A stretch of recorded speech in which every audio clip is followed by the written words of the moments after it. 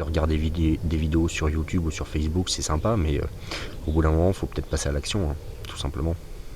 On appelle ça sortir les doigts, en fait.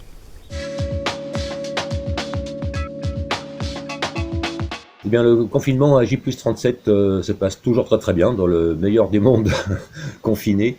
Je suis en train de fabriquer un four à pain. J'ai terminé hier, donc le 21 avril, mon contrat à la ferme, donc je suis plutôt content. Ça va me laisser du temps pour moi. Il fait beau, je peux profiter de mes extérieurs. Franchement, c'est c'est pas le paradis, mais c'est pas loin, hein. Avoir une date de déconfinement, je pense que c'est important pour la population urbaine. Personnellement, moi, ça ne change rien à ma vie. Je suis un peu inquiet, surtout que les gens vont se lâcher parce qu'ils ont un peu marre d'être confinés, donc ils vont se lâcher peut-être un petit peu trop vite. Et j'ai un peu peur qu'une deuxième vague de virus voit le jour dans l'été. Alors le 11 mai, clairement, je ne remettrai pas mes enfants à l'école. Non, je vois pas l'intérêt. J'ai les moyens techniques et logistiques de les garder chez moi. On a trouvé un bon rythme, on fera l'école à la maison et on va continuer comme ça. Est-ce que je fais confiance au gouvernement pour gérer le déconfinement? Pas du tout. J'ai déjà plus confiance au gouvernement pour gérer déjà le confinement. Je vais bricoler un déconfinement à ma sauce. Je vais laisser les gens se déconfiner. Moi, je vais le faire dans un second temps, avec un peu de recul pour laisser voir venir les choses et agir en sécurité, quoi. Je pense qu'on va revenir à la normale, mais il n'y aura pas de changement de société durable. Les gens sont un petit peu comme des moutons, ils étaient bien avant, et ils veulent revenir à leur avant. Malheureusement, et j'ai bien malheureusement, cette histoire de coronavirus n'a pas été assez violente pour que les gens puissent radicalement changer de vie. Il y a certains individus qui vont, pris séparément, qui vont changer leur mode de consommation, qui vont aller vers plus de décroissance, vers plus d'autonomie. Beaucoup de gens le disent. J'espère qu'ils auront tiré la leçon du confinement en envisageant un exode urbain pour aller massivement s'implanter à la campagne, ce qui nous permettrait de faire revivre nos campagnes au passage. Je pense que cette crise, elle a ouvert les yeux sur plein de gens qui ne connaissaient pas du tout le mouvement survivaliste. Donc il y a un marché qui va se créer parce que les gens ils vont avoir envie d'un petit peu plus d'autonomie chez eux.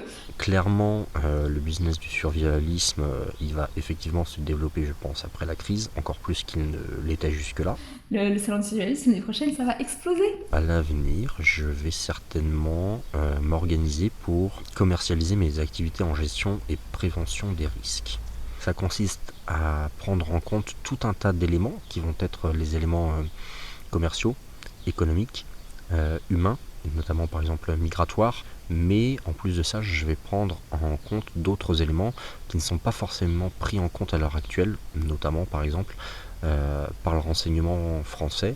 C'est ce qui me permet d'avoir, par exemple, sur le renseignement un mois d'avance. Chez Time and Target, on a déjà réfléchi un peu à certains programmes qui pourraient correspondre à la fois à nos compétences et à la fois aux attentes de nos clients. Nous, on a toujours fait des choses très sobres et très documentées. Donc ça va être des thématiques assez larges qui peuvent s'adapter à la fois à un public très familial et à la fois à des gens qui vont partir à l'aventure en expédition, mais avec l'arrière-pensée de les adapter aussi au domicile. Donc voilà, j'en dis pas trop, on garde des surprises. Ne crions pas victoire trop vite. La crise n'est pas terminée, elle ne fait que commencer. À l'heure actuelle, nous avons 10,2 millions de personnes confinées, c'est-à-dire plus d'un salarié sur deux. Ça va mettre un coup à l'économie terrible. Donc, à mon avis, on verra toute l'étendue de cette crise, mais certainement à partir de 2021, pas avant. Pour le moment, restons calmes, restons sereins, préparons-nous. Et bonne chance à tous.